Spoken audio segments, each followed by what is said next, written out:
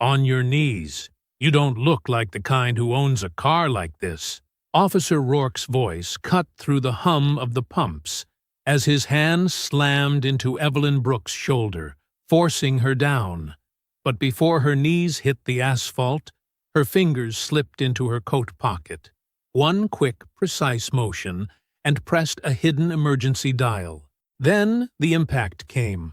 Rough concrete biting through fabric as her keys skidded away, and Rourke kicked them aside like they were evidence. "I've seen this before," he said louder, playing to the growing audience. "Borrowed car, fake story, and suddenly you're the victim." Her registration was already in his hand, valid, clean, and he crushed it anyway, snapping the cuffs tight around her wrists as if force could make his version true. Evelyn didn't resist, didn't argue, just watched him with unsettling calm. Rourke smirked, convinced he was in control, completely unaware that the signal she triggered seconds earlier was already moving faster than anything he could stop. Before continuing, comment where in the world you are watching from and make sure to subscribe, because tomorrow's story is one you can't miss. The late afternoon sun cast long shadows across the gas station's weathered concrete as Evelyn Brooks guided her dark blue sedan into an empty spot near pump number 4. The day's heat still lingered, making the air shimmer above the asphalt. Her fingers drummed briefly on the steering wheel as she noted the few locals scattered around the station, their eyes tracking her movements before she even opened her door. She'd driven this route dozens of times before, usually with Raymond. But today, she was making the journey alone before meeting him at the military family scholarship banquet. The station's fluorescent lights buzzed to life overhead, creating harsh pools of artificial brightness that competed with the golden hour sunlight. A red pickup truck idled near the store entrance, its driver watching her through the rearview mirror. Evelyn gathered her wallet and stepped out of the car, her movements measured and dignified. The click of her sensible shoes against the pavement seemed unnaturally loud in the heavy afternoon air. She'd spent decades in military intelligence. She knew when she was being watched, knew how to read a situation. Right now, every instinct told her this stop wouldn't be as simple as she'd hoped. Inside the store, the air conditioning hit her like a wall. The linoleum floors gleamed with fresh mopping, and the coffee machine gurgled in the corner. Behind the counter, a woman with graying hair and a name tag reading Lorna Pike straightened up, her expression shifting from bored to alert. "Afternoon," Evelyn said pleasantly, selecting a bottle of water from the cooler and filling a coffee cup for the road. When she approached the counter, Lorna's eyes narrowed slightly.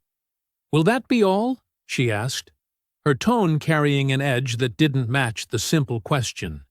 "Yes, thank you." Evelyn placed her items down and pulled out her wallet. "Pump 4 as well, please." She handed over her ID with the cash, watching as Lorna studied the license far longer than necessary, turning it over multiple times. The cashier's fingers lingered on the federal clearance marker visible in the corner. "Something wrong?" Evelyn asked calmly. No, Lorna replied quickly, too quickly, handing back the ID. "That'll be $47.50 with the gas." Evelyn counted out $50 in cash, maintaining her composed demeanor despite the growing tension. As she gathered her items and headed for the door, she heard the distinct sound of a phone being picked up behind her. Outside, the temperature had barely dropped, but a new heaviness hung in the air.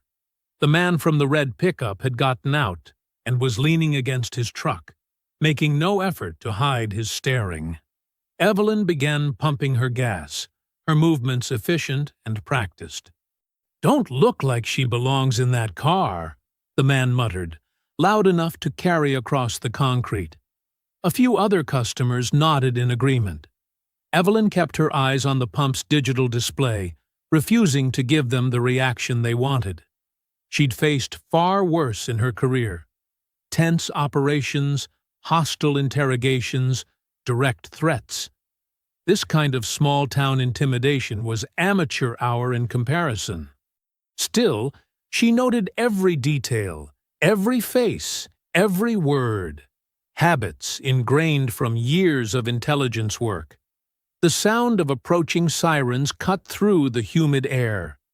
2 patrol cars pulled into the station, lights flashing but sirens cutting off, as they parked at angles that effectively boxed in her sedan. Officer Dale Rourke emerged from the first vehicle, his hand already resting on his belt as he approached. His face wore an expression Evelyn had seen countless times before, someone who'd already made up his mind before hearing a single word. "Ma'am, step away from the vehicle," Rourke called out, his voice carrying that particular tone of authority that expected immediate compliance. "Is there a problem, officer?" Evelyn asked, maintaining her position but keeping her hands visible. "Had a report of suspicious activity," Rourke said, moving closer. "Need to see some ownership papers for this vehicle. Why are you lingering here?" "I'm not lingering, officer. I'm pumping gas, as you can see." Evelyn's voice remained steady and clear. "The ownership papers are in the glove compartment. Would you like me to retrieve them?"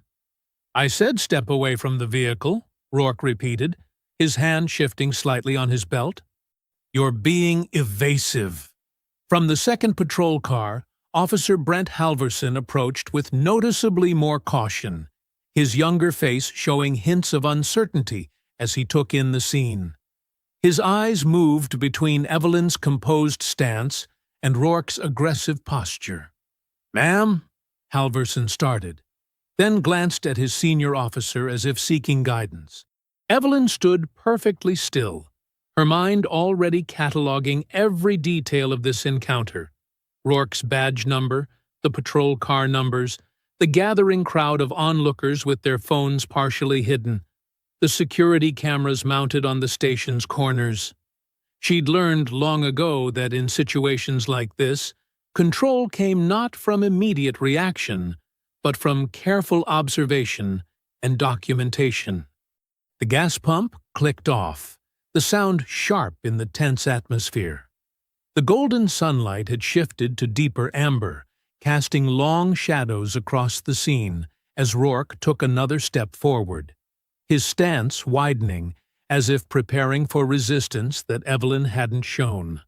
The metal of the gas pump felt cool against Evelyn's palm as she carefully replaced the nozzle. Officer Rourke moved with exaggerated authority, positioning himself between her and the driver's side door of her sedan.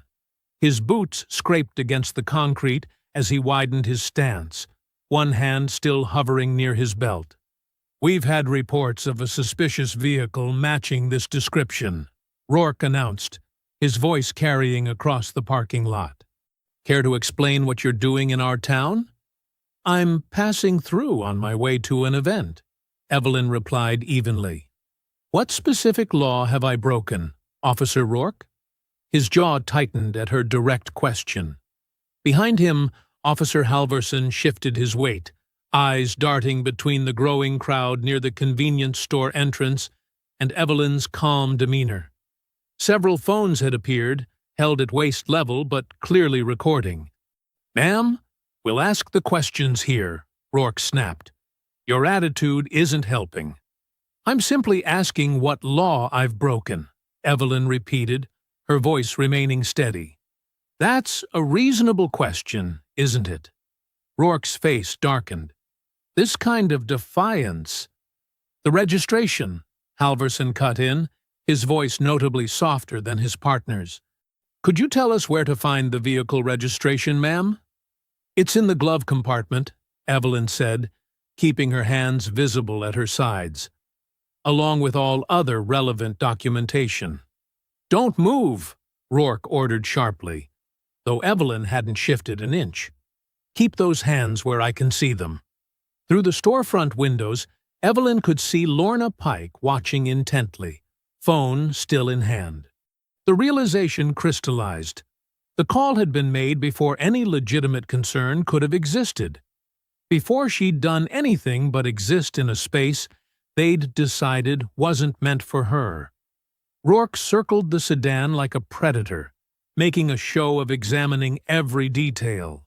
"Vehicle matches the description exactly," he declared, though he hadn't specified what description or from where.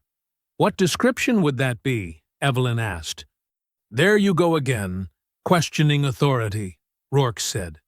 "Every time you speak, you're demonstrating non-compliance." The evening air had grown heavier, charged with tension. More vehicles had pulled into the station, their occupants emerging with poorly concealed interest in the unfolding scene. Evelyn counted at least 5 phones recording now, not including whatever footage the station's security cameras were capturing. Rourke yanked open the driver's side door, leaning in to pop the glove compartment. Papers rustled as he pulled out her registration and other documents. His expression shifted slightly as he examined her federal retiree credentials, the official seals and clearance markers unmistakable even in the fading light. Halverson edged closer, peering at the documents. "Sir, these appear to match." "Could be forged," Rourke cut him off, but there was a new note in his voice. Not uncertainty, but something worse. Determination. "In fact, this makes the situation more serious. These are high-level credentials. What are you doing with them?" "Those are my legitimate credentials," Evelyn stated. "As you can see from the photos and dates, they're mine. You expect me to believe someone like you has this level of clearance?" Rourke's emphasis on "someone like you" hung in the air, heavy with implication. A murmur went through the crowd. Someone whispered, "She's awful calm for someone with something to hide." Another voice responded, "Or awful calm for someone who knows she's right." "Officer," Evelyn said, her voice carrying clearly across the parking lot, "I'm going to say this one more time. Those are my legitimate credentials. I've broken no laws. Your suspicions are based on assumptions, not evidence." Rourke's face flushed red. "Turn around and place your hands behind your back." "On what charge?" "Impersonating federal personnel," he snapped. "Using forged documents, resisting an officer." "I haven't resisted anything," Evelyn noted calmly. "And those documents are genuine, as any check will confirm." "Turn around," Rourke repeated, pulling his handcuffs free. "Do it now, or we'll add another charge." Evelyn met his gaze steadily, then turned, keeping her movements slow and deliberate. The crowd had grown silent, phones still recording as the handcuffs clicked into place around her wrists. The metal was cold against her skin, but her expression remained unchanged. "You're making a serious mistake," she said quietly. "Keep talking," Rourke replied, tightening the cuffs a notch further than necessary. "Just keep digging that hole deeper." Officer Halverson stood to the side, his discomfort now visible as he watched Rourke grab Evelyn's arm. The younger officer's hand moved toward his own phone, then dropped away, his face a mask of indecision. The gas station's lights had fully taken over from the setting sun, casting harsh fluorescent shadows across the scene. In the store window, Lorna Pike had finally turned away, perhaps realizing that her call had set in motion something larger than she'd intended. The crowd's phones continued recording, capturing every moment as Rourke made a show of checking the cuffs one final time. The fluorescent lights of the gas station canopy cast harsh shadows across Evelyn's face as she stood beside the patrol car, her wrists secured behind her back.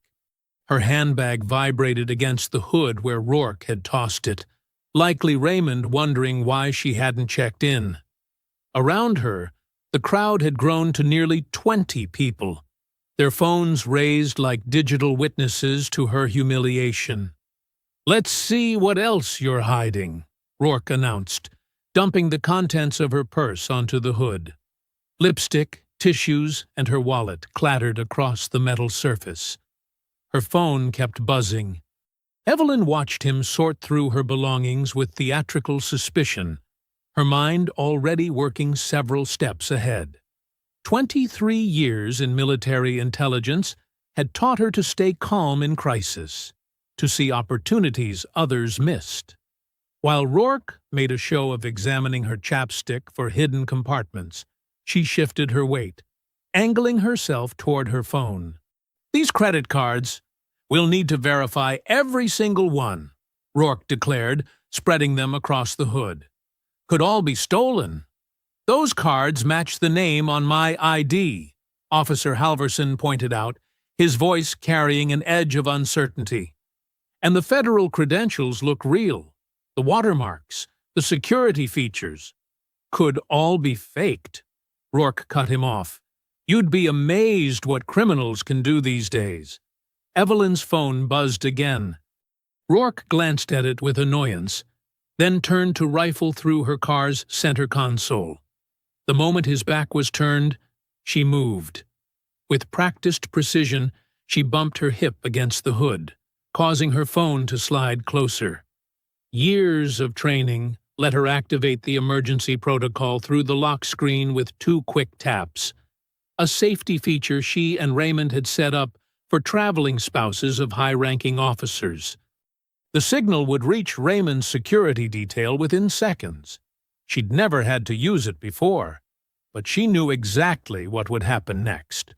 The protocol would trigger an alert showing her GPS location, the time, and a snapshot from her phone's camera, capturing the patrol car, the handcuffs, everything. "What are you doing?" Rourke demanded, spinning back around. "Standing exactly where you put me," Evelyn replied evenly. "Officer, you're making a mistake that will reach well beyond your local chain of command." Rourke laughed, but there was an edge to it. "More threats? More name-dropping?" He snatched up her phone, shoving it into his pocket. "Let me guess. You know important people? They'll be very angry about this." "I don't make threats," Evelyn said. "I'm simply stating facts." Halverson had picked up her federal credentials again, studying them with growing concern. "Sir, these really do look authentic. The holographic seals, the security threading. This level of documentation isn't something you typically see." "Did I ask for your opinion?" Rourke snapped. "No, sir, but—" "Then secure the scene and manage that crowd. I'll handle this situation."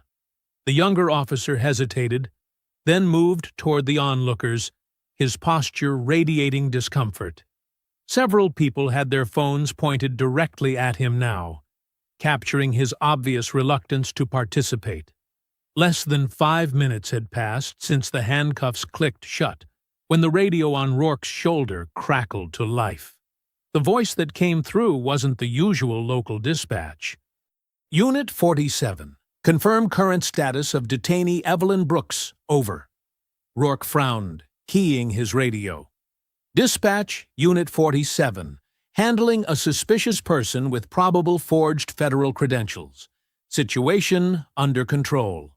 "Negative, Unit 47. Please verify. Do you currently have Evelyn Brooks in custody?" "This is a priority verification request. Authentication code. Echo 79 Delta." Inside the Pentagon, Raymond Brooks stood in his dress uniform, staring at the alert on his secure phone. The image showed his wife of 37 years handcuffed beside a patrol car, her dignity intact despite the obvious humiliation. His jaw tightened as he read the GPS coordinates and timestamp. Back at the gas station, confusion crossed Rourke's face as he tried to make sense of the unusual radio traffic. "Dispatch, please repeat authentication code." "Unit 47, this is a federal priority channel override. Confirm status of Evelyn Brooks immediately." Evelyn watched Rourke's expression shift from confusion to the first flickers of worry. She could almost see him trying to process how quickly this had escalated beyond his control. His hand moved to his radio, then dropped away as if unsure how to respond. "Sir," Halverson called from near the crowd, "there's something else. The credentials. They're showing active in the federal database. I just ran them." Rourke's face flushed red. Rather than acknowledge the mounting evidence, he grabbed Evelyn's arm roughly. "Get in the car. We'll sort this out at the station." "That would be unwise," Evelyn said calmly.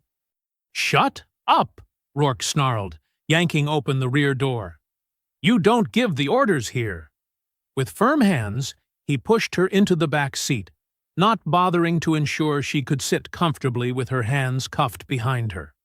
The door slammed shut with unnecessary force, sealing her in the cage-divided space. "Unit 47, respond immediately regarding status of Evelyn Brooks," the radio insisted. Rourke ignored it, jumping into the driver's seat. "Halverson, we're moving out! Now!" The patrol car's tires crunched over gravel as they pulled away from the gas station. Through the reinforced glass partition, Evelyn watched Rourke's shoulders, tense, rigid with anger.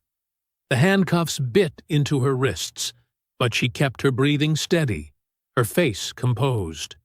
The radio continued to crackle with unusual traffic that Rourke pointedly ignored. "Think you're pretty smart, don't you?" Rourke's eyes found hers in the rearview mirror. "All those fancy credentials, those important connections you keep hinting at." Evelyn said nothing, instead noting the street signs as they passed. 3rd Street, Marshall Avenue. Each turn, each timestamp locked into her memory. Habits from decades of intelligence work that had never faded. "Silent treatment now?" Rourke's voice grew harder. "That attitude's what got you into this mess. But go ahead, keep acting superior. See where that gets you." The second patrol car's lights flashed behind them, Halverson following at a precise distance. Through the rear window, Evelyn could see him talking into his radio, his expression troubled. She knew he had seen something on his computer terminal that disturbed him. Probably the first waves of federal inquiries hitting their system.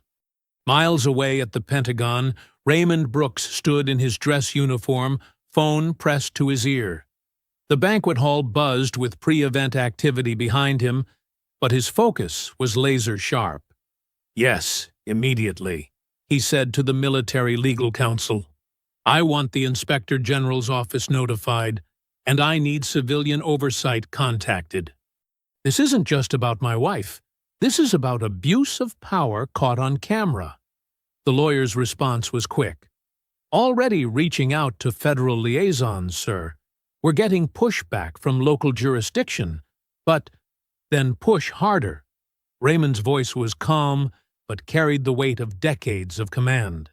"They arrested a former intelligence officer with active federal clearance based on nothing but prejudice.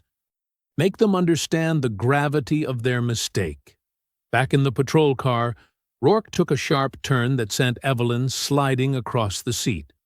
"Oops," he said, not bothering to hide his satisfaction. "These roads can be tricky." Evelyn steadied herself, noting the street sign. Parkway Drive. Time, 6:47 p.m. She could feel Rourke's growing agitation in every aggressive acceleration, every jerky stop at traffic lights. "You know what I think?" Rourke's voice had taken on a taunting edge. "I think you're just another con artist who got hold of some good forgeries. Probably thought you could fool everyone with that calm act, that fancy car, those federal IDs." He was trying to provoke her, she realized. Every word was calculated to make her angry, to give him something he could write up as combative behavior in his report. The tactic was transparent, almost amateur in its obviousness. At the Bellhaven Police Department, Chief Marion Keats set down her phone with a frown. The call she'd just received had been oddly vague, but carried clear warnings. The suspect being brought in had significant federal connections that needed to be verified before processing. Her office intercom buzzed. "Chief, we've got multiple inquiries coming in about a detention in progress. Something about federal oversight and military legal counsel?"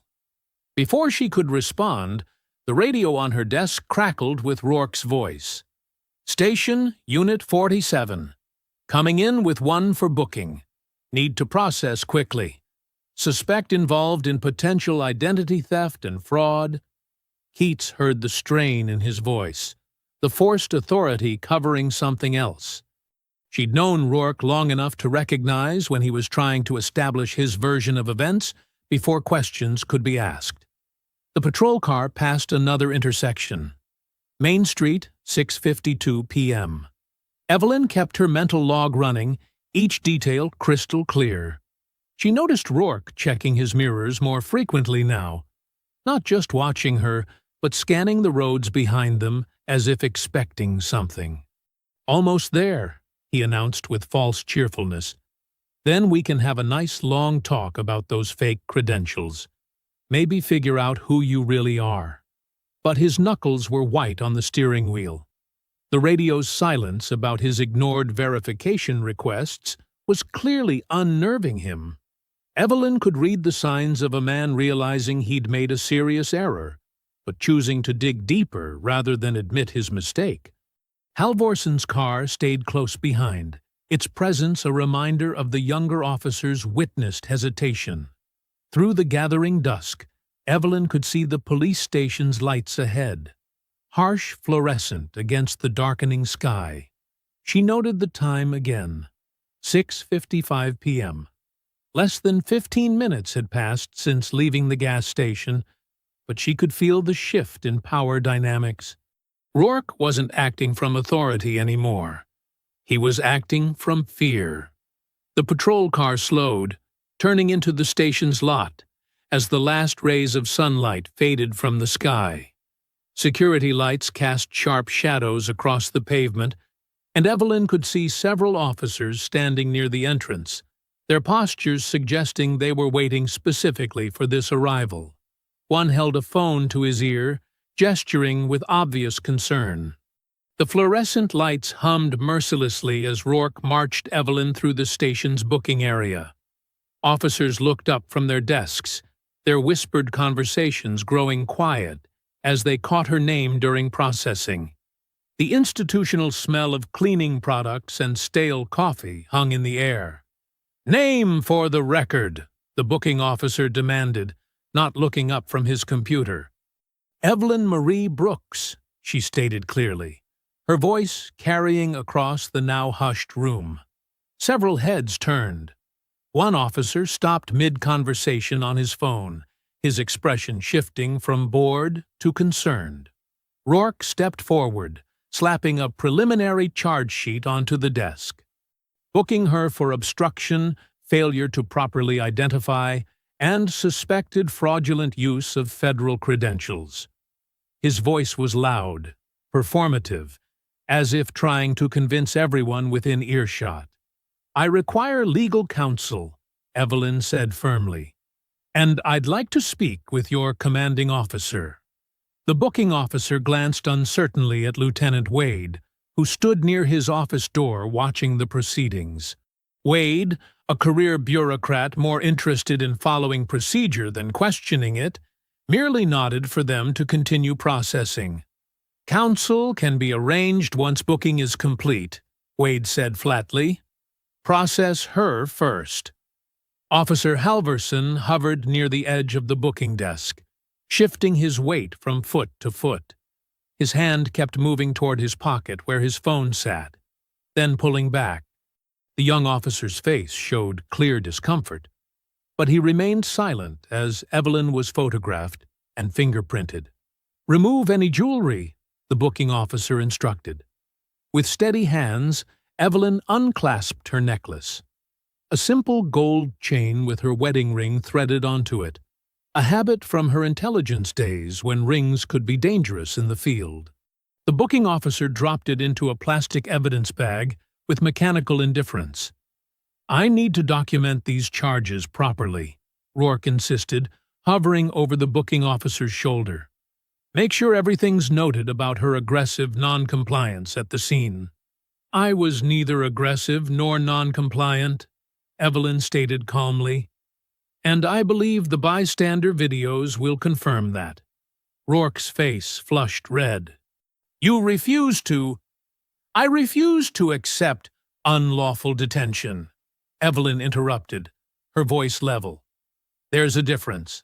Across town, Raymond Brooks' influence was beginning to land with seismic force. A Defense Department legal liaison was on the phone with the state's public safety office, his words carrying the full weight of Pentagon authority. "We have a situation in Belhaven that requires immediate attention," the liaison stated. "A retired federal intelligence officer with active clearance has been detained without cause. This is now a matter of military family security protocol." The public safety officer's response was immediate, sending notification to Belhaven command staff now. Who exactly was detained? Evelyn Brooks, wife of General Raymond Brooks. There was a long pause on the line. 4-star General Brooks? The same. In her office across town, Chief Marion Keats was just finishing a budget meeting when her phone lit up with multiple high-priority messages. She opened the first one and felt her stomach drop. The name Evelyn Brooks jumped out at her, followed by terms like federal oversight and military liaison. Her phone rang immediately after. "Chief Keats," the state public safety director's voice was tense. "Are you aware that your department has arrested the wife of a 4-star general?" Keats felt her professional composure crack slightly. "I was just notified of a detention, but not the full circumstances. I'm heading to the station now." "Fix this," the director ordered. "The Pentagon has already been involved for—" There was a pause as he checked something. Jesus. Less than 5 minutes after the initial detention. This is about to become a nightmare if it's not handled properly. Back at the station, Evelyn stood with perfect posture as her belongings were catalogued, her phone, her purse, her car keys, each item tagged and bagged while Rourke stood nearby, his earlier bravado cracking under the increasing number of worried glances from his colleagues. Through the station's windows, emergency lights suddenly reflected off the walls. A vehicle had pulled up fast outside. The front doors burst open as Chief Keats strode in, her face a mask of controlled alarm. She took in the scene, Evelyn standing dignified in custody, Rourke trying to appear busy with paperwork, Halverson looking like he wanted to disappear. "Why?" Chief Keats demanded, her voice cutting through the station's uneasy quiet. "Is Evelyn Brooks in a holding cell?" The fluorescent lights continued their relentless buzzing, highlighting the growing tension in the room. Every officer present seemed to be holding their breath, aware that they were watching the beginning of what could become a career-ending disaster for everyone involved. The harsh fluorescent lights cast stark shadows across the holding area as Chief Keats's heels clicked sharply against the linoleum floor. She found Evelyn Brooks sitting perfectly straight on the metal bench, her hands folded in her lap, where faint red marks from the handcuffs were still visible. Despite the institutional surroundings, Evelyn's composure remained unshaken. "Get this cell opened right now," Keats ordered, her voice tight with controlled panic. The attending officer fumbled with his keys, the metal jangling loudly in the tense silence. "Mrs. Brooks," Keats said, adopting a diplomatic tone as the cell door swung open, "I want to personally apologize for this unfortunate misunderstanding. We'll have you out of here immediately." Evelyn stood slowly, her movements deliberate. "A misunderstanding," she repeated, her voice level, but carrying an edge that made Keats shift uncomfortably. "Is that what we're calling unlawful detention now?" The situation escalated unnecessarily, Keats offered, gesturing toward the corridor. I assure you we can correct any paperwork and resolve this quickly. The paperwork. Evelyn's gaze was steady. Will correcting paperwork erase the spectacle of my arrest at that gas station? Will it undo Officer Rourke's false charges? Or perhaps it will magically make everyone forget watching me being handcuffed without cause? From a speakerphone in Keats's office, General Raymond Brooks's voice carried through the open door. Chief Keats, I want to be absolutely clear. My wife will not be pressured into quietly accepting what's happened here. Keats glanced toward her office, where the conference call with Washington remained active. General Brooks, I understand your concern. We're working to— You don't understand yet, Raymond interrupted, his calm tone carrying decades of command authority. But you will. A civil rights attorney, Sonia Vale, is already en route to your station. I suggest you ensure all evidence is properly preserved until she arrives. Officer Rourke burst into the holding area, his face flushed. Chief, I can explain everything. The vehicle matched. Matched what exactly? Evelyn turned to face him. The registration and insurance were in order. My federal credentials were valid. What exactly justified your actions? Rourke's mouth opened and closed, but no coherent defense emerged. The documents found in Evelyn's car had demolished his claims of suspicious activity or vehicle theft. His earlier certainty crumbled under her direct gaze. Keats watched the exchange with growing dread. She had seen enough internal affairs cases to recognize when a situation was spiraling beyond containment. Lieutenant, she called to Wade, who hovered nearby, I want all body camera footage from Officers Rourke and Halverson preserved immediately. Get me the dispatch recordings and any security footage from the gas station as well. Already done, Chief, Wade replied quietly. The State Oversight Office called. They were insistent about proper evidence preservation. The fluorescent lights continued their merciless humming as Keats led Evelyn toward the booking area to process her release. Each step echoed with the weight of consequences neither Rourke nor the department had anticipated an hour ago. Your personal effects are being gathered, Keats said, trying to maintain professional courtesy. Your vehicle will be brought around front. My vehicle never should have been impounded, Evelyn stated, just as I never should have been arrested.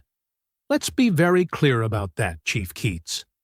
In the main office, Officer Halverson sat at his desk, looking increasingly ill as he reviewed his own body camera footage.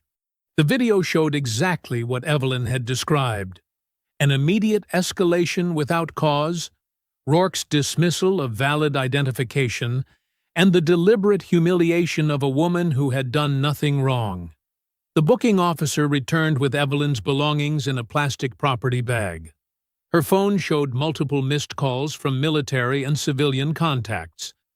The necklace with her wedding ring was carefully removed from its evidence bag, and Evelyn placed it back around her neck with dignity that made several officers avert their eyes. Through the station's front windows, camera flashes began popping as reporters gathered on the sidewalk. News traveled fast in Belhaven, and the arrest of a four-star general's wife was exactly the kind of story that drew media attention like moths to flame. A sleek black sedan pulled up to the curb, and a woman in a sharp business suit stepped out, briefcase in hand. Sonia Vale's reputation preceded her. She had successfully handled multiple civil rights cases against law enforcement agencies. Her arrival made Chief Keats's stomach tighten with professional dread. Mrs. Brooks, Keats tried one final time, I want to assure you that the department will be held accountable, Evelyn finished quietly. Not because of who my husband is, but because what happened today was wrong. And it happens to people without my connections every day, in places just like this. The front doors opened, and Sonia Vale strode into the station, her heels clicking against the floor with purpose. The reporters outside pressed closer to the windows, cameras raised, as the story they sensed was about to become even bigger than they imagined. The fluorescent lights hummed in the small interview room as Sonia Vale settled her briefcase on the metal table. Through the frosted glass, camera flashes flickered like distant lightning. Evelyn sat with perfect posture, her hands folded neatly on the scratched surface. "Don't let them rush you out of here," Sonia advised, pulling out a legal pad. "Chief Keats wants this wrapped up quickly, but we need to be thorough. Have they given you documentation showing all charges are formally dropped?" "They just processed my release papers," Evelyn replied. "The desk sergeant seemed eager to get me out the door." Sonia's eyes narrowed. "Let me check something." She stepped out briefly and returned with a young clerk who clutched a manila folder. "The charges are currently marked as pending review," the clerk explained, shifting uncomfortably under Sonia's sharp gaze. "Pending review?" Sonia's voice could have cut steel. "So they're maintaining the option to pursue charges after the media attention dies down?" "Absolutely not." She turned to Evelyn. "This is a classic move. Release you now to diffuse tension, then quietly process charges later when nobody's watching." The clerk backed toward the door. I'll let Chief Keats know you have questions about the status." Through the window, more camera flashes illuminated the parking lot. Clara Vance pushed through the gathered reporters, her press badge catching the light. Inside, she pulled out her phone, comparing the bystander videos she'd seen online with the scene unfolding before her. The department's attempt to minimize the incident already clashed with the raw footage showing Rourke's aggressive approach and Evelyn's calm dignity. Evelyn's phone buzzed, a secure video call from Raymond. His face appeared on the screen, command presence intact despite the worry in his eyes. "I can be there in 2 hours," he said, without preamble. "The Joint Chiefs will understand." "No," Evelyn replied firmly. "Stay where you have the most impact. This isn't about using rank to fix one incident. It's about making sure they can't bury what happened." "You're sure?" His concern was evident even through the encrypted connection. "I'm sure. Use the channels that matter. Make the system work the way it should." Evelyn's voice held the same steady authority it had maintained throughout the ordeal. A knock at the door preceded Chief Keats's entrance. She'd switched to a more conciliatory tone, but tension lined her face. "Mrs. Brooks, we can have an officer drive you to a hotel," she offered. "There's no need to deal with the media circus out front." "Actually, there is," Sonia interjected. "My client was publicly humiliated without cause. She'll leave publicly, on her own terms, not sneaked out the back like someone who has something to hide." "The department has apologized," Keats began. "Verbally," Sonia cut in, "while maintaining pending charges and refusing to acknowledge wrongdoing. That's not an apology, Chief Keats. That's damage control." Outside the interview room, Clara watched Officer Halverson slump at his desk, staring at his incident report. His discomfort was visible as he glanced between the blank form and his body camera footage playing silently on his monitor. Rourke paced near the break room, his earlier arrogance curdled into defensive anger. "She was argumentative," he muttered to anyone who would listen. "Refusing to comply?" "The videos show otherwise," Clara spoke up, making notes.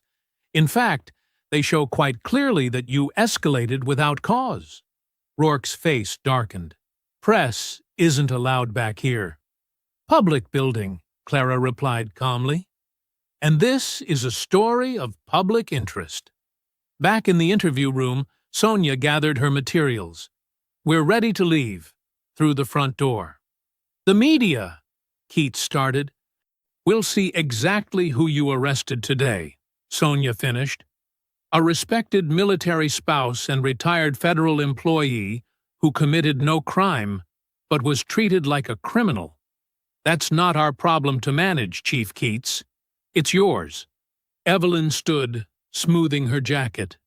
Despite hours in a holding cell, she carried herself with unshakable composure.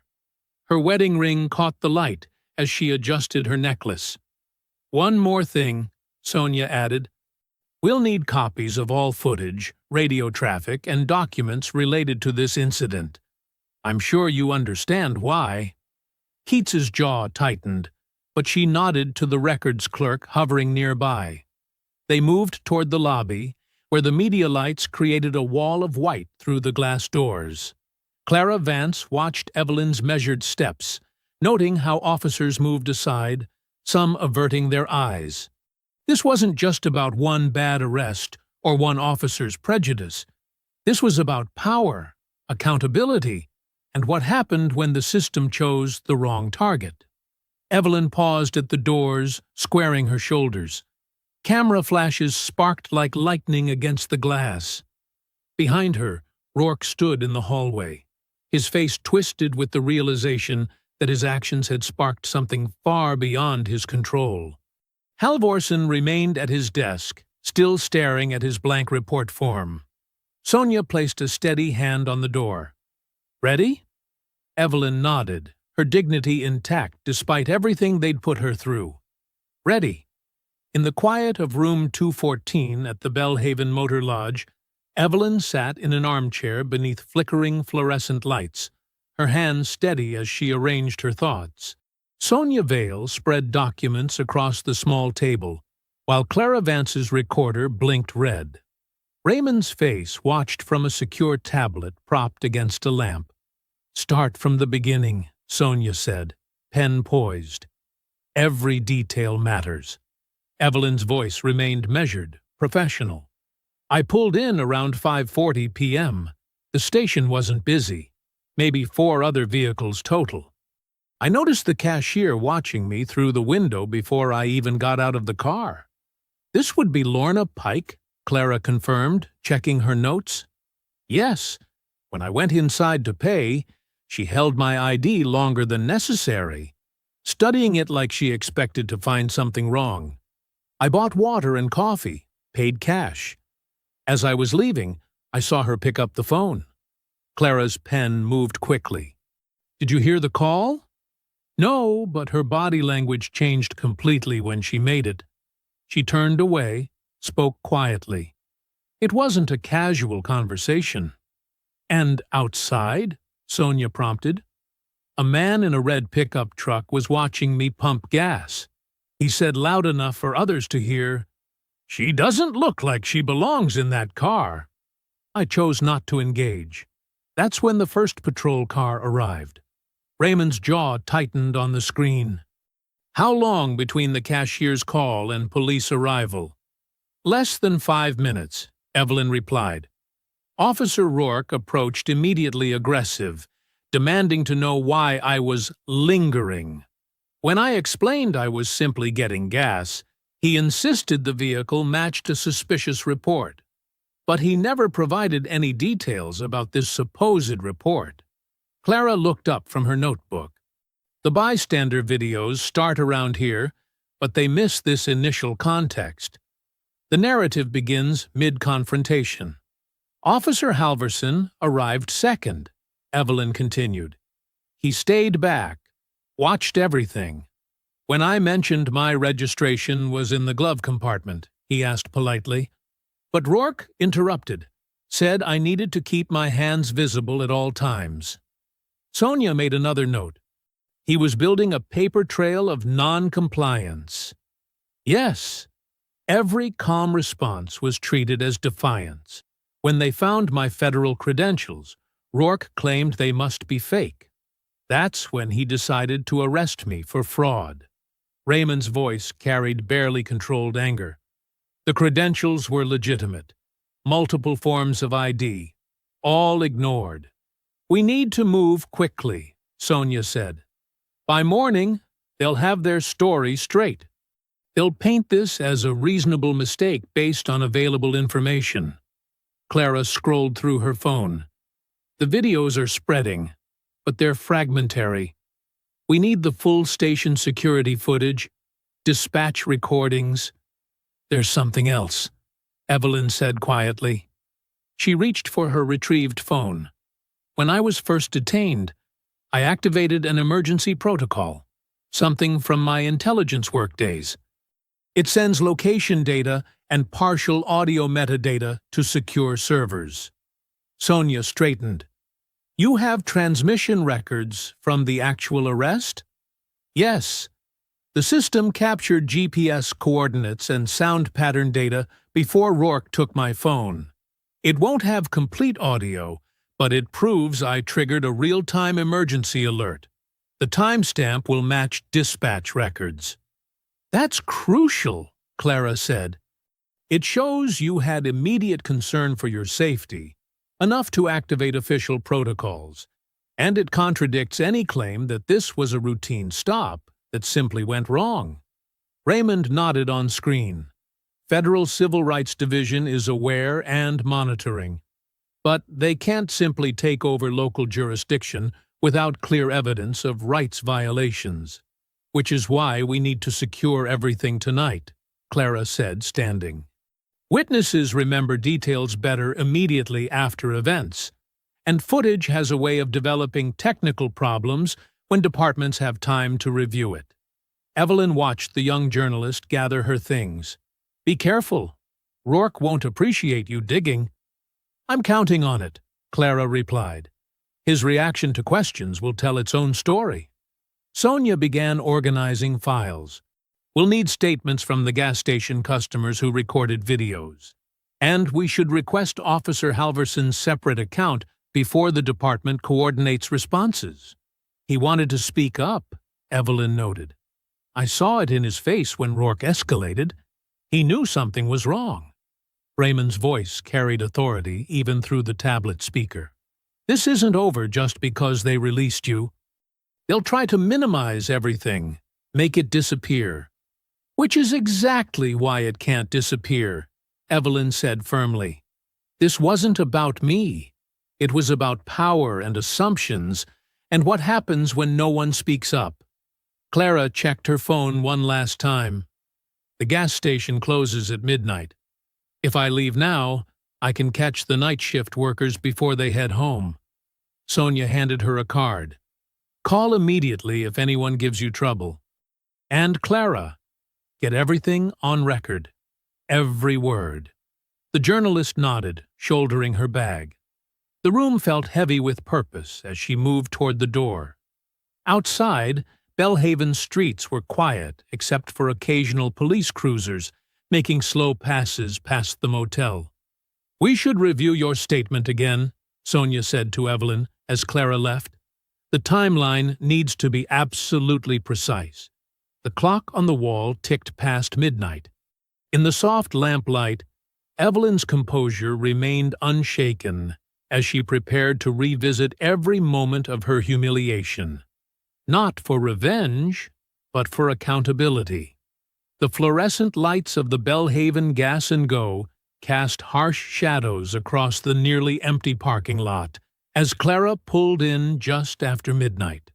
Only two other vehicles remained, a battered maintenance truck and what appeared to be the night clerk's sedan.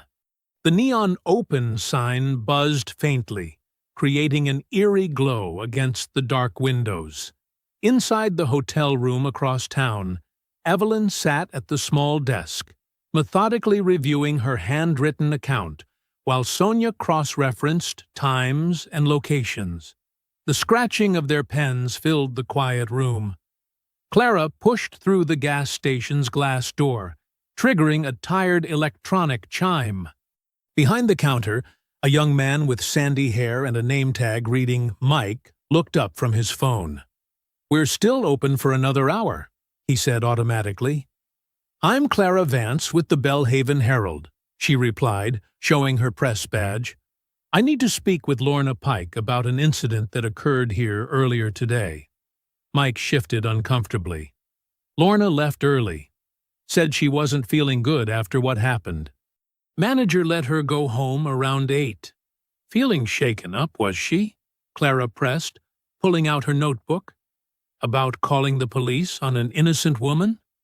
Look, I just started my shift at 10, Mike said, but his eyes darted away. I wasn't here for any of that. But you've heard about it. What exactly did Lorna tell you during shift change? Mike hesitated. Just that there was some trouble with a customer. But she seemed really nervous, kept saying how fast the police showed up after she called. Like, way faster than normal. Clara's pen moved quickly. How fast do police usually respond to calls from this location? Depends. Maybe 15, 20 minutes for something routine? But today? He shook his head. Lorna said it was like they were waiting around the corner. Couldn't have been more than 3 or 4 minutes. Looking up from her notes, Clara spotted the surveillance cameras mounted in the corners. I'll need to speak with the owner about preserving all security footage from today. That's Mr. Whitaker. He's not here this late. Clara was already pulling up the gas station's business listing on her phone. Then I'll call him at home. This is time-sensitive. Back at the hotel, Sonia's laptop screen illuminated her focused expression as she drafted urgent legal notices. We need to demand immediate preservation of all video evidence, radio traffic, dispatch logs, and booking documentation, she explained to Evelyn. Once these notices are served, destroying or altering records becomes a separate offense. Evelyn nodded, but her mind kept returning to the crowd at the gas station. What bothers me most isn't Rourke's behavior. We expect some officers to abuse power. But all those people just watched. No one spoke up. The bystander effect, Sonia said quietly. Everyone assumes someone else will intervene. The tablet on the desk lit up with Raymond's incoming call. His face appeared, looking tired but determined. I've made arrangements to fly in at 600, he said. And I've been speaking with Judge Marshall. She's retired from the federal bench, but still has connections. She can recommend civil rights attorneys who specialize in cases like this. Good, Sonia replied. We'll need strong representation. Local counsel won't be enough for what's coming. Evelyn's phone buzzed with a news alert. She opened it and felt her stomach tighten. They're already spinning their story. The Belhaven Police Department had just issued a statement. Earlier today, officers responded to reports of suspicious activity at a local business. The subject in question initially refused to comply with lawful commands during a routine investigation. While regrettable, all actions taken by officers were appropriate and in accordance with department policy regarding suspicious vehicle alerts and potential identity fraud. We are reviewing the incident internally, but maintain that proper procedures were followed. Sonia read over Evelyn's shoulder and swore softly. They're not even waiting until morning to start the cover-up. They're calling me the subject, Evelyn said, her voice steady but tight, dehumanizing what they did, making it clinical. At the gas station, Clara's persistent calls finally reached Mr. Whitaker.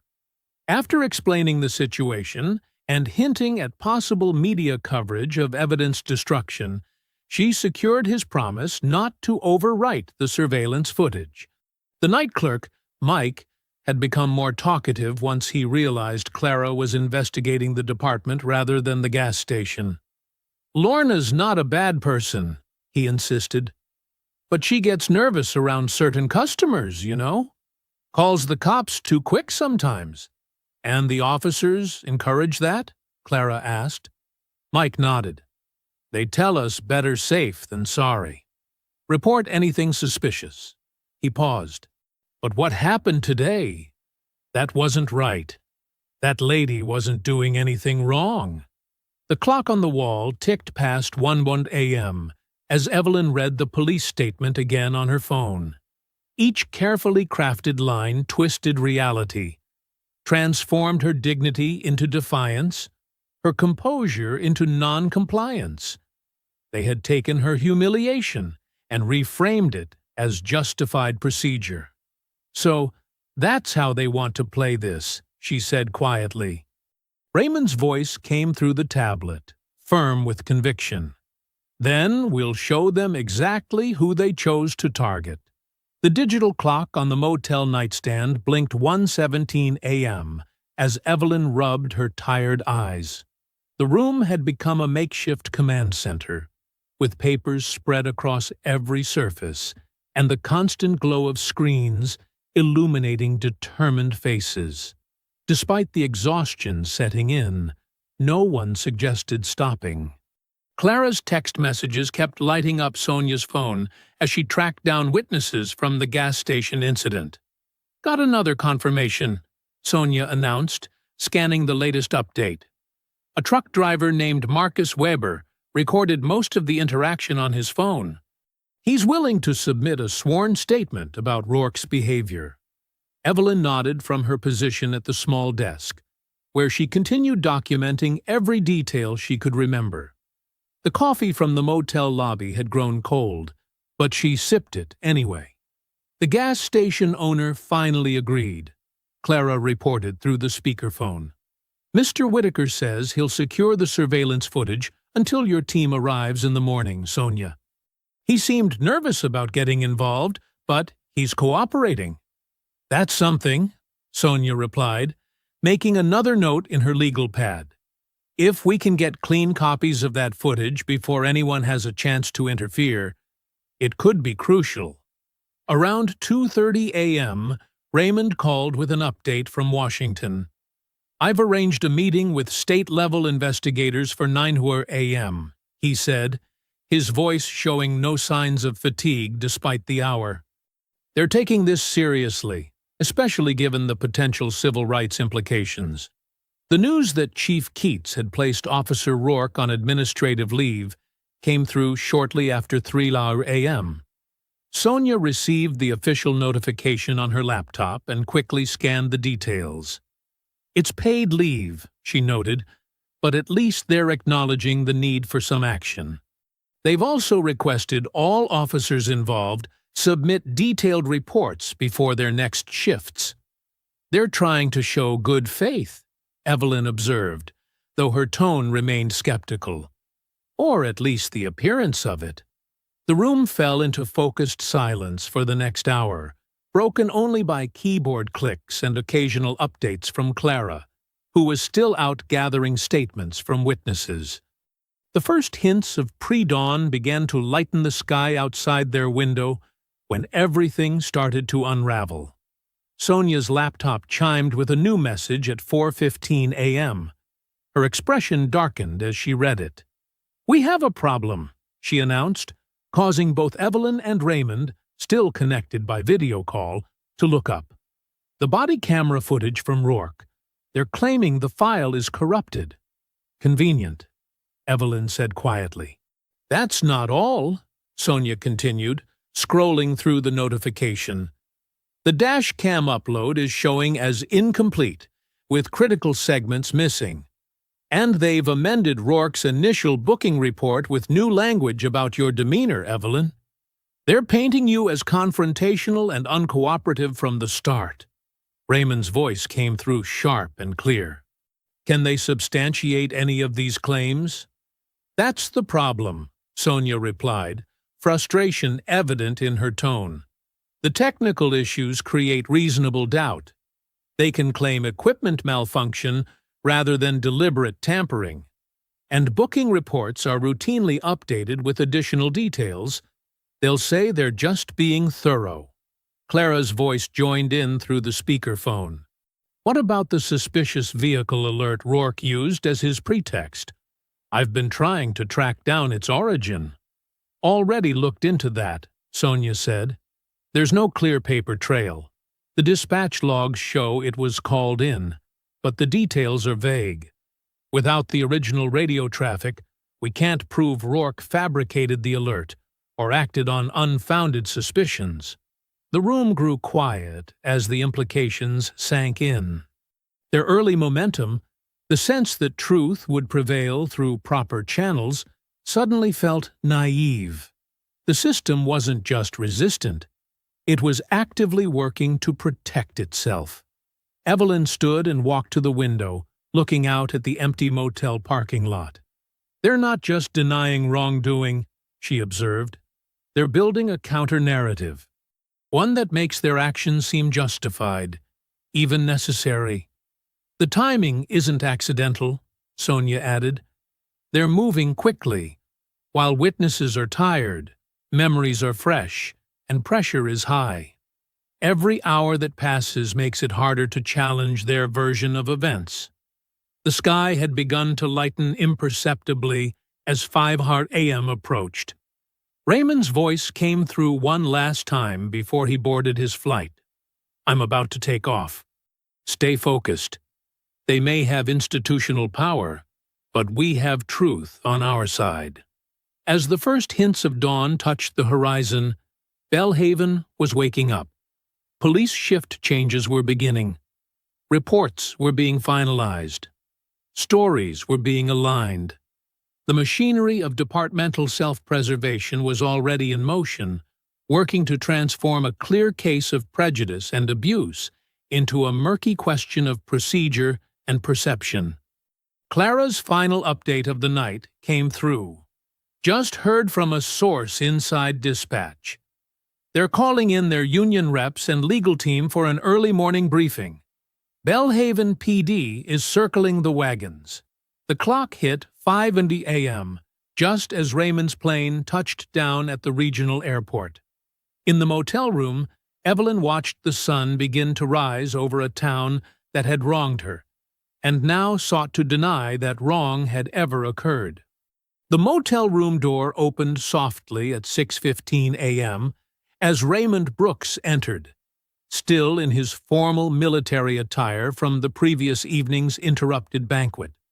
Evelyn stood from her position at the desk, her posture straight despite the exhaustion evident in her eyes. The couple shared a quiet moment, exchanging a look that carried decades of shared strength. "You didn't have to come," Evelyn said, though her hand reached for his. "Yes, I did," Raymond replied simply, his calm presence filling the room without dominating it. He studied her face, noting the marks on her wrists from the handcuffs, but followed her lead in maintaining composure. Sonia looked up from her laptop, giving them a moment before speaking. "General Brooks, we need to move quickly this morning. Bellhaven PD is already working to control the narrative." "I'm aware," Raymond nodded, setting his briefcase down. "And please, call me Raymond. We're all on equal footing here." He turned to Evelyn. "This is your fight. Tell me how I can support you." Evelyn gestured to the papers spread across the room. "We've been mapping out our immediate priorities. The gas station footage is critical. We need to secure it before anyone can suggest technical difficulties with those cameras, too. I've drafted preservation letters," Sonia added, holding up a stack of documents. "We need to serve them immediately, not just to the station but to dispatch, the department, and any business with security cameras in line of sight." The door opened again as Clara entered, carrying fresh coffee and a determined expression. "I've got something," she announced, setting the drinks down. "2 witnesses are ready to go on record, including Marcus Weber, a truck driver who was filling up at the far pump." "What did he capture?" Sonia asked, immediately alert. "Video and audio from before Rourke even approached Evelyn," Clara explained, pulling up the clip on her phone. "Weber was suspicious of how the officers arrived so quickly, so he started recording early. You can hear Rourke's tone from the start, aggressive, accusatory. There's no evidence of resistance because there wasn't any." Evelyn watched the small screen, her expression tightening as she relived the moment. Raymond placed a steady hand on her shoulder but remained silent, letting her process the footage on her own terms. "This directly contradicts their statement about your behavior," Sonia noted, already making notes. "Weber's willing to sign an affidavit?" Clara nodded. "He's a regular long-haul driver. No criminal record, no agenda. Just a citizen who recognized injustice when he saw it. He's waiting at the truck stop down the road, ready to make a formal statement." "We need to move now," Evelyn decided, gathering her belongings. "The gas station opens for morning rush in less than an hour. Once the day starts flowing, it'll be harder to access their systems without interruption." The group moved with purpose, taking 2 cars to maintain mobility. Raymond drove Evelyn while Sonia and Clara followed, all arriving at the Bellhaven Gas and Go, just as the manager, Tom Whitaker, was unlocking the front doors. "Mr. Whitaker," Sonia called out, approaching with her credentials ready. "I'm Sonia Vale, legal counsel for Mrs. Brooks. We spoke by phone earlier about preserving your security footage." Whitaker glanced nervously between the group and the empty street. "Look, I don't want any trouble. This is a small town." "There won't be any trouble," Raymond assured him, his presence professional rather than intimidating. "We're simply here to secure evidence before it can be lost or altered. The preservation letter protects you legally," Sonia explained, handing him the document. "It shows you complied with proper procedure." Whitaker read the letter quickly, then nodded. "The system's in my office. It keeps 72 hours of footage before overwriting." He led them inside, past the counter where Lorna Pike had made her suspicious call the previous evening. The security setup was basic but functional: 4 exterior cameras and 2 interior, all recording continuously. Whitaker pulled up the previous day's timeline, and the group watched as Evelyn's sedan appeared on screen. The footage was telling. From the moment she pulled in, every movement was calm and deliberate. She paid for her gas, made her small purchases, and returned to her car without incident. The interior camera caught Lorna Pike's furtive phone call, and the exterior views showed the rapid arrival of patrol cars that followed. Most importantly, the cameras captured the entire interaction with crystal clarity. Evelyn's composed responses, Rourke's aggressive stance, the unnecessary escalation to handcuffs. There was no resistance, no suspicious behavior, nothing to justify the force used or the charges filed. Sonia began the process of properly downloading and documenting the video files, while Clara took detailed notes about camera angles and timestamps. Evelyn watched the scene unfold again on the monitor, her dignity intact even as she relived the humiliation. The final frame showed Officer Rourke taking physical control of a situation that had never required force, his hand on Evelyn's arm, his posture rigid with unearned authority, his expression showing satisfaction rather than concern for public safety. The county administration building loomed stark against the morning sky as Evelyn, Raymond, Sonia, and Clara made their way through security. The conference room on the 3rd floor already held a mix of tense energy and starched professionalism. 2 state investigators sat reviewing preliminary reports, while Chief Marion Keats stood by the window, her blazer perfectly pressed, her expression carefully neutral. "Mrs. Brooks," Keats said, stepping forward with an extended hand, "I want to personally express my regret for any inconvenience." "Let's save the apologies for after we review the evidence," Sonia interrupted, setting up her laptop. The state investigators, Martinez and Collins, straightened in their chairs. Keats took her seat, smoothing her jacket. "Of course. We're here to establish the full context of last evening's incident. Officer Rourke was responding to what he believed was a credible vehicle theft concern. That's not supported by the evidence," Sonia said, turning her screen to face the room. "We have complete footage from the gas station, starting with Mrs. Brooks's arrival." The video played in silence.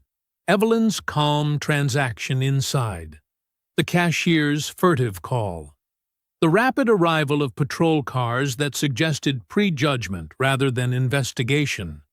As you can see, Sonia continued, there was no suspicious behavior to justify the initial approach.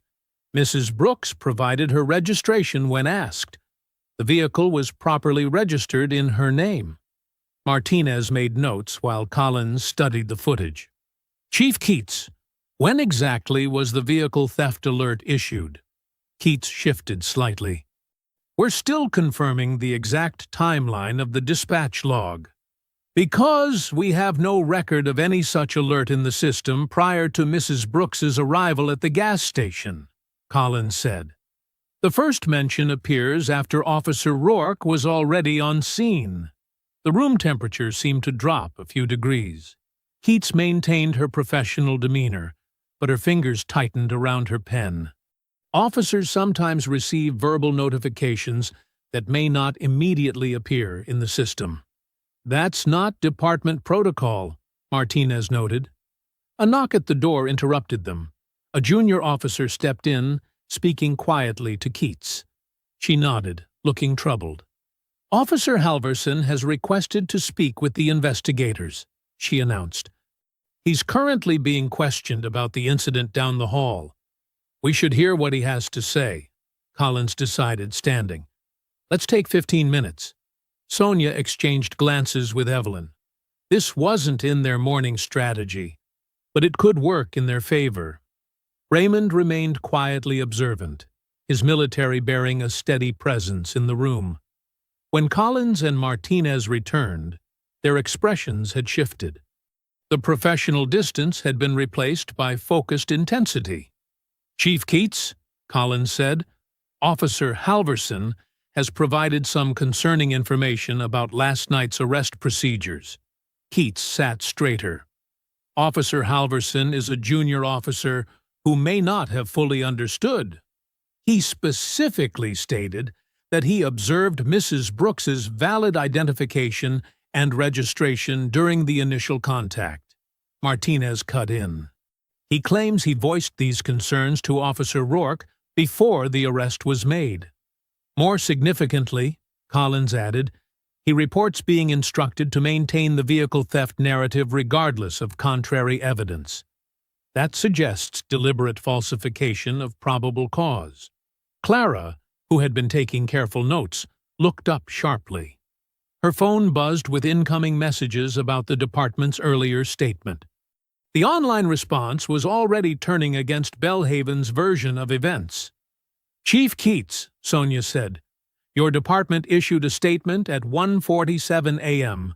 claiming Mrs. Brooks resisted lawful commands. We now have multiple video angles showing that never happened. We have an officer admitting to being pressured to support a false narrative. And we have clear evidence that proper procedure was ignored from the moment your officers arrived on scene. Keats glanced at her department's legal counsel, who looked increasingly uncomfortable. We take these concerns very seriously, she began, but her usual polish was cracking. If any procedural errors occurred— This goes well beyond procedural errors, Martinez interrupted.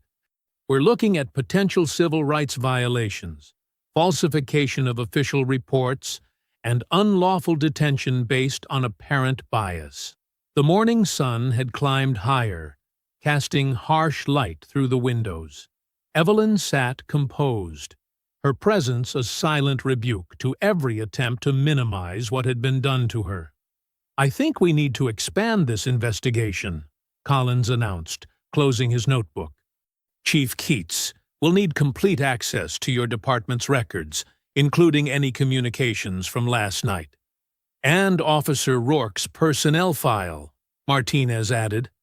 Clara's phone buzzed again. The video clips were spreading online, along with witness statements that contradicted the department's official position. Belhaven's attempt to control the narrative was unraveling by the hour. We'll break for lunch, Collins said, checking his watch. When we reconvene, we need to discuss proper preservation of evidence and witness statements. As the room began to clear, Sonia's phone lit up with an incoming message. She read it quickly, then turned to Evelyn and Raymond. "The Federal Civil Rights Division is sending attorneys," she said quietly. "They'll be here by this afternoon." Clara's fingers flew across her keyboard in the fluorescent-lit newsroom of the Belhaven Herald. 3 monitors surrounded her, one displaying the gas station security footage, another showing witness videos, and the third with her draft article. The afternoon sun filtered through dusty Venetian blinds as she cross-referenced every detail. "The footage needs to be unimpeachable," she muttered, replaying the critical moments. The security camera had captured Evelyn's initial transaction, her composed demeanor, and the cashier's suspicious glances. Clara noted the timestamp, 6:47 p.m. Less than 3 minutes later, patrol cars appeared. Her phone buzzed with a text from Sonia. "Green light on footage release. State investigators have secured originals." 2 desks over, her editor Thomas leaned back in his chair. "You better be damn sure about every word, Clara. This isn't just local anymore." "That's why I'm triple-checking everything," she replied, not looking up. She had arranged the evidence chronologically. Gas station arrival, suspicious call, police response, escalation, and arrest. Each point was documented with either video evidence or witness statements. In a nearby office building, Evelyn and Raymond sat with Sonia reviewing printed copies of Clara's draft. Sonia highlighted sections that aligned with their legal strategy while explaining which details needed to wait. "The timeline is crucial," Sonia said, circling a paragraph. "It shows how quickly they escalated without cause. But we hold back the specifics of your emergency alert system for now. That's part of our broader case." Evelyn nodded, studying the draft. "The facts speak for themselves. No need for dramatic language." Raymond's phone lit up with updates from the Pentagon's legal office. Federal attorneys were already reviewing jurisdiction questions and civil rights implications. But the immediate focus remained on Clara's story, the first comprehensive public account of what happened. At the police station, state investigators Martinez and Collins methodically collected records. They found dispatch logs, radio communications, and internal emails from the previous night. The department's IT specialist watched nervously as they copied server data. All communications regarding Mrs. Brooks's arrest need to be preserved, Martinez instructed. "Any deletion or alteration of records will have serious consequences." Chief Keats paced in her office, phone pressed to her ear. The mayor wanted updates. The county commissioner was asking questions. The department's statement from last night looked increasingly foolish as more evidence emerged. "We're preparing a revised statement," she assured them. "Our officers were working under difficult circumstances, with limited information." But even as she spoke, Clara was embedding the bystander's video into her article. The clip's audio captured Rourke's tone clearly. "Step away from the vehicle now. You better start explaining what you're doing here." Evelyn's measured response. "I've shown you my registration and ID. What law have I broken?" Rourke. "Don't get smart with me. People passing through don't drive cars like this." Clara typed rapidly, letting the exchange speak for itself. She included Halverson's presence in the background, his visible hesitation when the documents proved legitimate. The security footage showed the growing crowd of witnesses, phones raised to record the injustice unfolding. At 3:15 p.m., Clara sent the final draft for editorial review. By 3:45, the story was live on the Herald's website with the headline, "Video Evidence Contradicts Police Account of Brooks' Arrest." The article spread quickly. National news outlets picked it up within minutes. Social media exploded with clips showing Evelyn's dignity contrasted against Rourke's aggression. Comment sections filled with outrage as readers saw the moment Rourke dismissed valid federal credentials.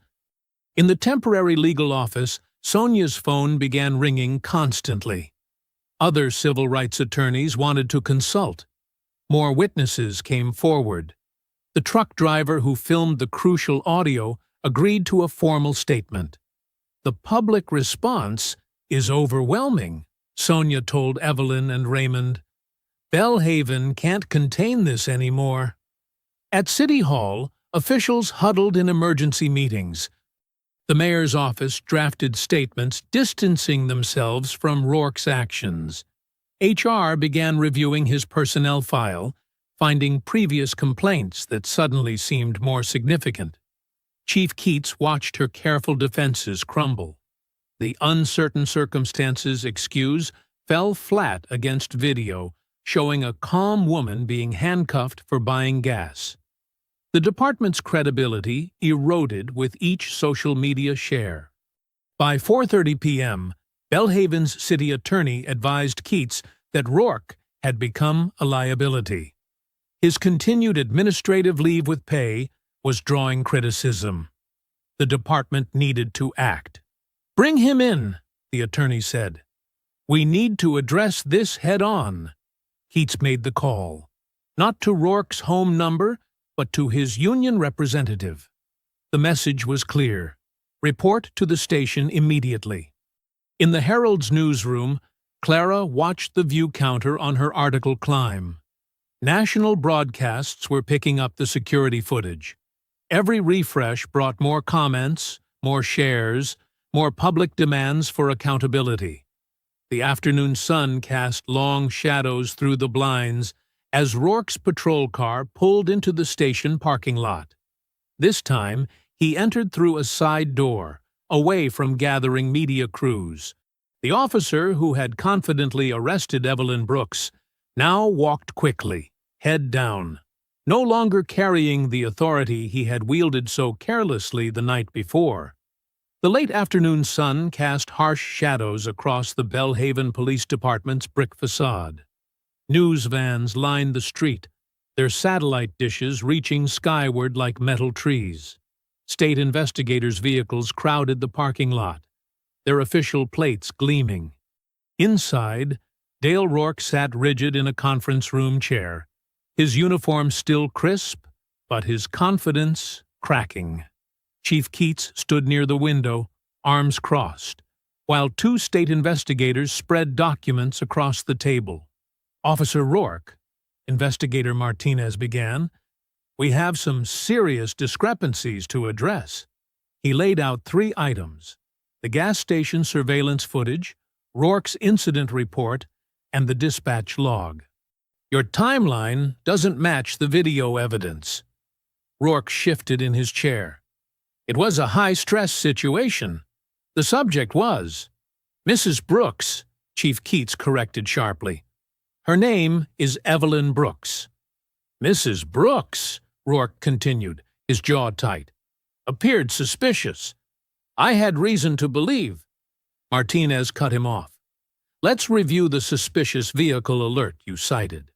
He pulled out another document. "We've checked every database. There was no matching alert in the system at the time of the stop." Sweat beaded on Rourke's forehead. The room felt smaller by the minute. Through the window, he could see more media arriving, more cameras setting up. "Officer Halverson has provided a statement," Investigator Collins added, sliding a transcript forward. "He confirms you dismissed valid federal credentials and ordered him to maintain the vehicle theft narrative despite contrary evidence." "Halverson doesn't understand proper procedure," Rourke protested, but his voice lacked conviction. "In uncertain situations, the gas station footage shows no uncertainty," Martinez interrupted. "We have clear audio of your approach, your immediate hostility, and Mrs. Brooks's calm compliance. You escalated a routine stop into an unlawful detention." Outside the conference room, Sonia Vale conferred with federal civil rights attorneys, while Evelyn and Raymond Brooks waited nearby. Clara Vance stood with other reporters in the lobby, her article now viral across national news platforms. Chief Keats turned from the window. "Officer Rourke, your actions have exposed this department to serious liability. Your report contains falsified information. You violated multiple protocols and, more importantly, a citizen's civil rights." Rourke's face flushed. "I was following training." "No," Keats said firmly. "You were following prejudice. The evidence is irrefutable." Martinez placed a final document on the table. "The state attorney's office is filing criminal charges for unlawful detention, falsifying police reports, and civil rights violations. We're here to take you into custody." The color drained from Rourke's face. "You're arresting me? I'm an officer." "Not anymore," Keats stated. "Your employment is terminated, effective immediately." Two state officers entered the conference room. Rourke stared at the handcuffs in their hands, the same tool he had used to humiliate Evelyn Brooks less than 24 hours ago. In the lobby, reporters pressed against the glass doors as Rourke was led out. Camera flashes exploded like lightning. The man who had swaggered through an unlawful arrest now walked with slumped shoulders, his former colleagues watching in stunned silence.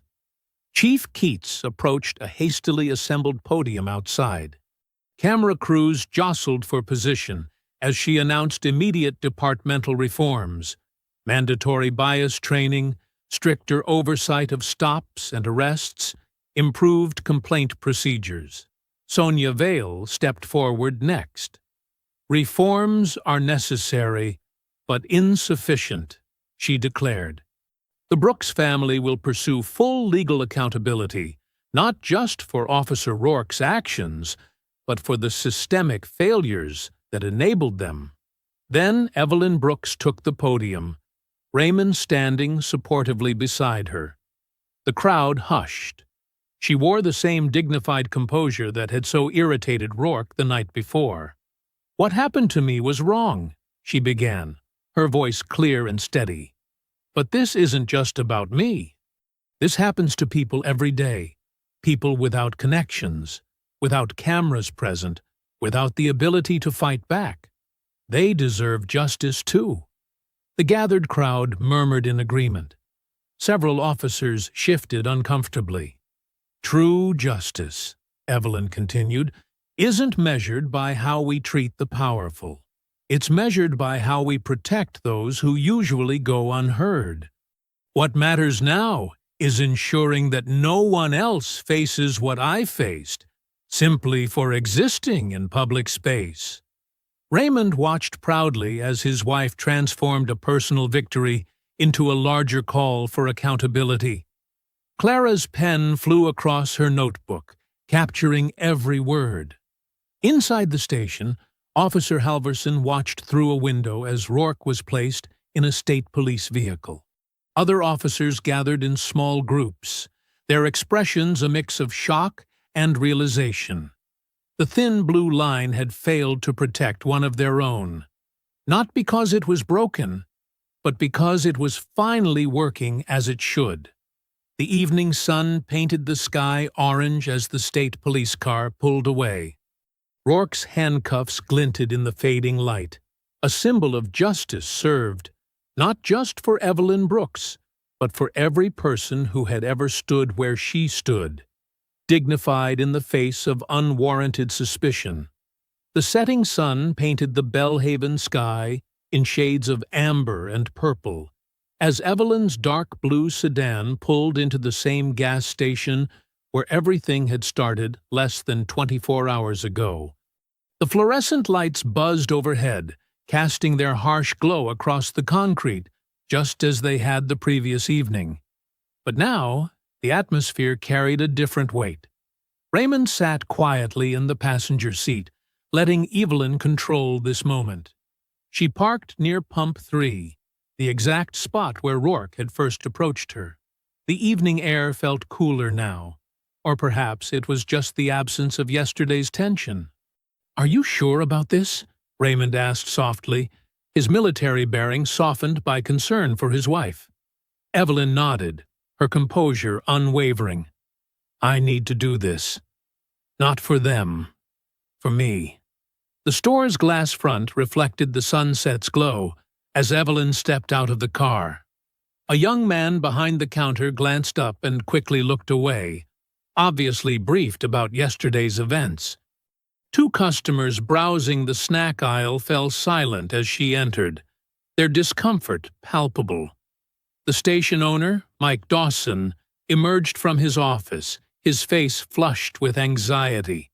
He was a tall man with graying hair who seemed to have aged years since yesterday. "Mrs. Brooks," he stammered, "I want to personally apologize for—" Evelyn raised her hand, stopping him mid-sentence. "I'm here to buy water, Mr. Dawson." Nothing more. Her voice was neither harsh nor forgiving, simply matter-of-fact. She wouldn't absolve them of responsibility just to make them feel better. The security cameras that had captured yesterday's injustice still blinked their red lights overhead. New signs near the register announced updated policies about customer service and non-discrimination. Dawson had clearly been busy trying to protect himself from liability. "Lorna won't be working here anymore," Dawson offered awkwardly, as Evelyn selected a bottle of water from the cooler. "We're implementing new training." "Because you were exposed," Evelyn stated calmly, placing her water on the counter. "Not because it was right." The owner fell silent, understanding the truth in her words. The young cashier rang up the purchase with trembling hands, avoiding eye contact. Through the windows, Evelyn could see Raymond waiting patiently in the car, his presence a reminder of the power structure that had ultimately forced accountability. A pickup truck pulled in, similar to the one whose driver had muttered about her not belonging yesterday. But today, the driver's eyes stayed fixed straight ahead, careful not to look at her. The whispers and stares of suspicion had been replaced by the awkward silence of shame. Evelyn took her time walking back to the car, her heels clicking against the concrete. She paused by pump 3, looking at the spot where she'd stood in handcuffs. The humiliation of that moment hadn't broken her. It had revealed the strength she'd always carried. The evening breeze rustled through nearby trees as more customers arrived, all of them suddenly very focused on their own business. No one watched her too closely now. No one questioned her right to be there. The power dynamic had shifted completely. Through the store windows, she could see Dawson still hovering anxiously, probably worried about more legal consequences. He'd learned an expensive lesson about allowing prejudice to guide his business practices. The security footage that his cameras had captured would be crucial evidence in the civil case Sonia was building. Clara's news story was still spreading across the country, forcing other departments to examine their own practices. Halverson's testimony had opened cracks in Belhaven's blue wall of silence. Rourke's arrest had shown that badges didn't guarantee immunity from consequences. Evelyn opened her car door and slid behind the wheel, placing the unopened water bottle in the cup holder. The same water bottle that had been part of her original purchase yesterday. A simple errand that had turned into a catalyst for change. "Ready?" Raymond asked, reaching over to squeeze her hand. Evelyn looked once more at the gas station. The lights, the pumps, the glass doors, all so ordinary and yet forever changed. She hadn't asked for this fight, but she had won it decisively. Not through anger or vengeance, but through dignity and determination. "Yes," she replied, starting the engine. "I'm ready." The sedan pulled away from pump 3 as the sun dipped below the horizon. In her rearview mirror, Evelyn could see the gas station growing smaller, not because she was running from it, but because she had already done what needed to be done. She had stood her ground, demanded justice, and forced a system to answer for its failures. Raymond adjusted his uniform collar, a small smile playing at his lips. You know, the Pentagon might have responded in 5 minutes, but you were the one who really handled this. Sometimes, Evelyn said, guiding the car onto the main road, justice needs witnesses. But it always needs someone willing to stand up and demand it. The gas station's lights faded into the gathering dusk behind them. Ahead, the highway stretched toward home, carrying them away from a place that would remember the night it learned that power didn't always work in predictable directions. If you enjoyed the story, leave a like to support my channel, and subscribe so that you do not miss out on the next one. On the screen, I have picked 2 special stories just for you. Have a wonderful day.